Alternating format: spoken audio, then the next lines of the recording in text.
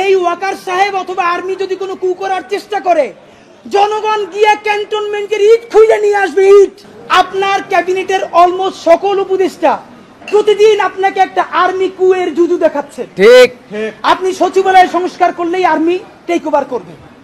আপনি যদি পিলখানার কথা বলেন, আর্মি টেক ওভার করবে। প্রধান উপদেষ্টা আপনাকে বলি, আপনার উপদেষ্টারা সারাক্ষণ জুজুর ভয় দেখায় না? আপনারে বলি, একটু কান দিয়ে শুনেন।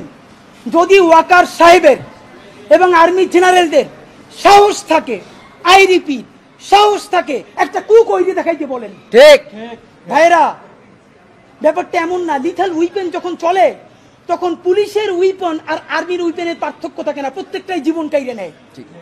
এই মাত্র একটা বছর আগে আমাদের হাজারো হাজারো শহীদ যেই গুলিতে শহীদ হয়েছে, এর চেয়ে দামি গুলি তো আর আর্মি আমাদের উপরে ব্যবহার করতে পারবে না।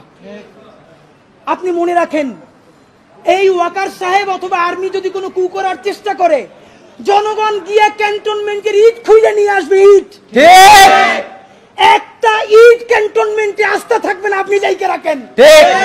আপনি কারে ডরান?